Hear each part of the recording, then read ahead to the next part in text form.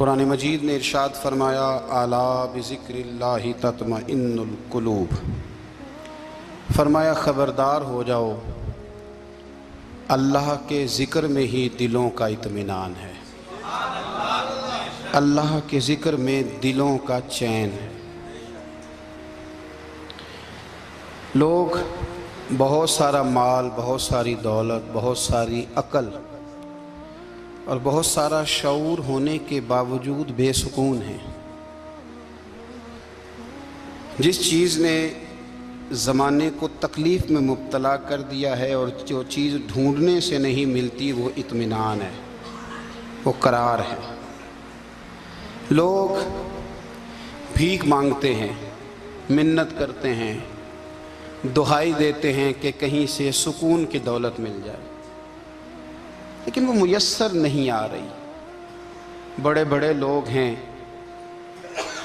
اور میں عرض کر چکا ہوں کہ مالدار بھی ہیں اور عقل مند بھی ہیں، باشعور ہیں، پڑھے لکھے ہیں، پر قلبی سکون، راحت، اطمینان، چین انہیں میسر نہیں آ رہا۔ راتیں جاگ کر گزر جاتی ہیں، دن آزمائش میں بیت جاتا ہے۔ وہ کبھی اس کے لیے ٹھنڈے علاقوں کا سفر کرتے ہیں، کبھی دوستوں کی مجلسوں میں جا کر کے بیٹھتے ہیں، کبھی گھر سے دور اکیلے میں تنہائی میں وقت گزارنے کی کوشش کرتے ہیں، لیکن دولت سکون ناپید ہوتی ہے، میسر نہیں آتی۔ عرش کا رب فرماتا ہے کیوں تو بھٹکتا پھرتا ہے، کیوں دائیں بائیں جاتا ہے، چپ کر کے مسجد آ جا اور لوگوں سے بچ کے تنہائی میں میرا ذکر کر۔ اللہ ملے گا کیا؟ فرمایا الا بذکر اللہ تطمئن القلوب، میں تیرے بے چین دل کو چین عطا کر دوں گا۔ وہ تیرا تڑپتا اور پھڑکتا ہوا مزاج، اسے میں سکون کی دولت دوں گا۔ یہ تجھے کہیں اور نہیں ملے گا، یہ میری یاد میں ملے گا۔ یہ چین، قرار، سکون تجھے یہیں میسر آئے گا۔ اطمینان قلبی زندگی کا حسن ہے بھائی، دولت سکون اصل ہے۔ بڑے ٹھنڈے کمرے میں کچھ لوگوں کو نیند نہیں آتی، اور داتا صاحب رحمۃ اللہ علیہ آپ جائیں تو دونوں سڑکوں کے بیچ جو فٹ پاتھ ہے نا، اس پہ بھی کچھ لوگ سوئے ہوتے ہیں۔ ادھر سے بھی گاڑیاں گزرتی ہیں، ادھر سے بھی گاڑیاں گزرتی ہیں، لیکن بس نیند ہے نا، اللہ کا فضل ہے، اس نے دے دی ہے، آنے والوں کو آ گئی ہے۔ اطمینان قلبی، میرا معاشرہ بے سکون ہے، بے قرار ہے۔ مجھے کچھ لوگ کہتے ہیں جی میں آج کل بڑا بور ہو رہا ہوں، تو میں کہتا ہوں یار ہمیں تو ٹائم ہی نہیں ملا آج تک بور ہونے کا، نہیں وقت ہی نہیں اتنا میسر آیا، کون سا ٹائم نکالے جس میں بندہ بور ہو؟ وہ تو ہے کہ انسان کچھ فارغ ہو، کہیں اس کے پاس گنجائش ہو تو بور بھی ہو لے۔ کیسے بور ہو لیتے ہو؟ یہ کیا ہوتا ہے بور ہونا؟ زندگی میں اتنا وقت ہی کہاں ہے کہ انسان بور ہوتا پھرے اور یہ تصور بناتا پھرے کہ میں بڑی آزمائش میں ہوں تو میں بڑے بور ہو رہا ہوں، تو میں بڑی تکلیف میں ہوں۔ تو وقت بہت زیادہ ہے ہمارے پاس، لا یعنی کاموں میں ضائع بڑا ہوتا ہے، تو ہم بور ہوتے ہیں، پریشان ہوتے ہیں۔ اللہ فرماتے ہیں یہ جو میری یاد ہے نا، لیکن اس کا بھی ایک طریقہ ہے یاد کا، اس طریقے سے اگر میرے رسول کریم علیہ السلام نے فرمایا اللہ کا ذکر اس طرح کرنا کہ دیکھنے والا تمہیں دیوانہ سمجھے، لوگ سمجھیں کہ کوئی مجنون ہے، کوئی جنونی ہے، کوئی پاگل ہے۔ یہاں اللہ تعالیٰ معاف کرے، آپ ذکر کی مجلس چھیڑیں، آپ نعت شریف کی مجلس چھیڑیں تو بہت سارے لوگ پروفیسر بن جاتے ہیں، وہ ساری نہیں ہلاتے، ان کی زبان ہی حرکت میں نہیں آتی۔ حالانکہ رب کریم کا ذکر اس طرح کرو کہ دیکھنے والا تمہیں دیوانہ سمجھے، کہیں اور کھونے کی ضرورت ہی نہیں۔ میرے حبیب گویا ہمیں فرماتے ہیں تو رب کے ذکر میں اس طرح کھو جا کہ تجھے دنیا کا خیال ہی نہ رہے، تجھے پھر دنیا کی ہوش نہ رہے۔ لیکن اگر نماز میں بھی خیال غیر آئے، ذکر میں بھی توجہ کہیں اور ہو، زندگی میں وہ عجیب لمحہ تھا، وہ میرے ساتھ تھا اور میں تنہا تھا۔ اگر ماحول یہ ہو کہ آپ کہیں جسم کے ساتھ تو موجود ہوں، روح موجود نہ ہو، تو پھر لذت ذکر بھی میسر نہیں آتی، پھر کیف نہیں حاصل ہوتا۔ یاد رکھیں کہ اس طرح کھو کے رب کی یاد کہاں سے کیف آئے گا؟ الجھ ہی پڑا گئے ہیں، وہ مستی، وہ سرور، وہ کیف جو اللہ کے ذکر میں ہوتا تھا، جو کبھی مرشد کامل کے سامنے بیٹھ کر لوگ اللہ اللہ کرتے تھے تو لگتا یہ تھا کہ یہ یہاں ہیں ہی نہیں، یہ تو کہیں اور چلے گئے ہیں، یہاں موجود ہی نہیں۔ لیکن اب وہ موج نہیں، وہ شوق نہیں، وہ درد نہیں، وہ ذیل نہیں۔ اقبال تڑپ کے کہا کرتے تھے خیرت کی گتھیاں سلجھا چکا ہوں، یا رب مجھے صاحب جنوں کر دے، اللہ مہربانی فرما، وہ کیفیت دے، وہ سرور دے۔ زندگی میں اگر اطمینان چاہتے ہو تو کبھی کبھی سب کچھ بھول کے نا تو مست ہو جایا کرو رب کی یاد میں۔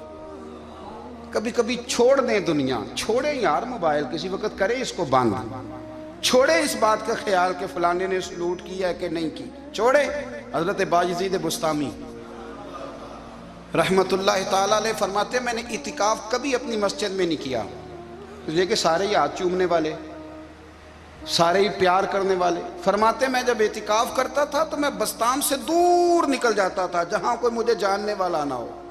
اٹھ بلیا چل اوتھے وسیے جتھے وس دے نہیں سارے ینے، نہ کوئی ساڈی ذات پچھانے تے نہ کوئی سانو مننے، چل ادھر چلیں۔ اٹھ بلیا چل اوتھے وسیے جتھے وس دے نہیں سارے ہی انے، نہ کوئی ساڈی ذات پچھانے تے نہ کوئی سانو۔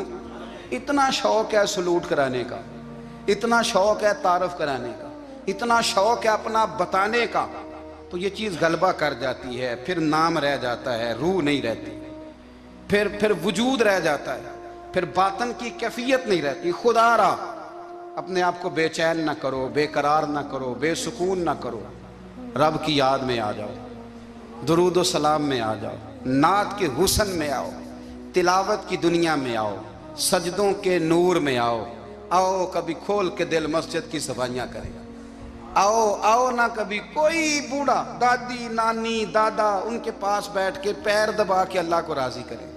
یہ کیف والی جگہ ہیں، یہ سرور والی جگہ۔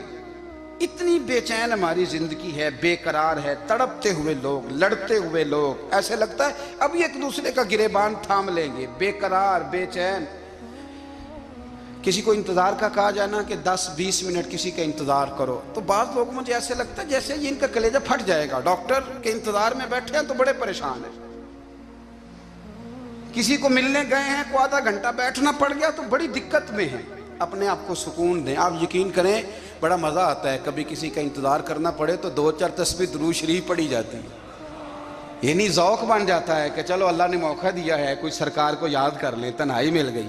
ہمارا مزاج جس سختی کا شکار ہے وہ سختی آہستہ آہستہ ہمیں زیادہ آزمائش میں ڈال گئی۔ تو میرے بھائی زندگی میں اطمینان حسن ہے، اور وہ سب سے زیادہ اللہ کی یاد میں ملتا ہے، وہ سب سے زیادہ رب کریم کے ذکر میں۔ سب سے زیادہ جو چاہتا ہے نا دل ٹھنڈا رہے، زبان میٹھی رہے، وہ مدینے والے محبوب پہ درود و سلام پڑھا کرے، وہ حضور پہ درود و سلام پڑھا کرے، زبان میٹھی رہے گی۔ میرا ذاتی تجربہ ہے کہ جو آدمی اپنے اخلاق سنوارنا چاہے وہ حضور پہ درود شریف پڑھے، جو اپنے اخلاق سنوارنا چاہے، طبیعت کو ٹھنڈا رکھنا چاہے، وہ درود شریف پڑھے، اس کا دل سکون میں آئے گا۔ کچھ کام اور ہیں زندگی میں اطمینان کے لیے، ان کا ہونا بھی بڑا ضروری ہے۔ سب سے پہلے اگر آپ چاہتے ہیں نا زندگی میں سکون ہو تو حقیقتوں کا سامنا کرنا سیکھیں، آپ جو ہیں وہ رہنا سیکھیں، جو آپ نہیں ہیں وہ بننے کی کوشش نہ کریں۔ حقیقت کا سامنا کرو گے تو زندگی اطمینان میں آ جائے گی۔ ہم نے نا بہانے بنا لیے ہیں، ہیلے بنا لیے ہیں، جھوٹ کے سہارے اپنے آپ کو اونچا کر لیا۔ ایک آدمی سے کہا جاتا ہے تو رشوت نہ لے، تو کہتا ہے میں غریبوں سے نہیں لیتا۔ تو میرا سوال یہ ہے کہ امیروں کا حساب لینے کی اللہ نے تیری ڈیوٹی لگائی ہے، تیرے ذمہ لگایا ہے کہ تو امیروں کا حساب کر، تمہیں کیا ضرورت پڑی ہے؟ ہم نا بہانہ کرتے ہیں، رشوت لینے والے کا الگ بہانہ ہے اور سفارش والے کا الگ بہانہ ہے۔ حقیقت کا سامنا کریں، حقیقت کا۔ جو میرے ذمہ داریاں ہیں وہ میں نے پوری کرنی، جو آپ کی ذمہ داریاں ہیں وہ آپ جان نہ چھڑائیں، حقیقت پسند بنیں۔ میرے رسول کریم پھر پڑھیے درود شریف صلی اللہ تعالی علیہ وسلم۔ حضور صلی اللہ علیہ وسلم نے فرمایا کہ میری بیٹی سیدہ فاطمہ الزہرا رضی اللہ تعالی عنہا صرف جنتی نہیں، جنتی عورتوں کی سردار ہے۔ لیکن حضور نے یہ بھی فرمایا کہ فاطمہ یہ خیال رکھنا اگر اللہ نے حساب پوچھا تو حساب تم نے خود دینا ہے. حقیقت کی طرف توجہ کرائی حضور نے.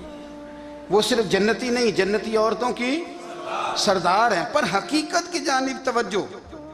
میں حقیقت یہ ہے کہ اگر مالک نے حساب پوچھا تو اس کی تیاری بھی کرنی ہے. دیکھیں نا، ہمیں کچھ یقین نہیں، اللہ معاف کرے کہ ہمارا حساب کیسا ہوگا، لیکن کتنے آزاد ہیں. یعنی بڑی دلیری سے بندے کہتے ہیں فجر نہیں پڑھتا جی، 3 پڑھتا ہوں جی، شاہ رہ جاتی ہے جی، کپڑے صاف، بڑی دلیری سے.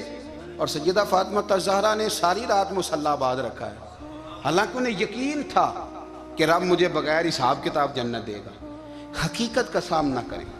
جو حقوق آپ کے ہیں وہ آپ نے ادا کرنے ہیں، جو ذمہ داریاں ہیں وہ ذمہ داریاں ہیں. دیکھیں نا، حضرت موسیٰ کلیم اللہ علیہ السلام کے پاس اسرائیل روح نکالنے آئے تو حضرت موسیٰ نے تھپڑ مارا، آنکھ نکال دی، واپس گئے. اللہ انہوں نے تو جلال فرمایا ہے، کہا موسیٰ علیہ السلام سے کہیے بیل کی پشت پر ہاتھ رکھیں، جتنے بال ان کے دستے مبارک کے نیچے آئیں گے اتنے 1000 سال ان کی عمر بڑھا دی جائے گی.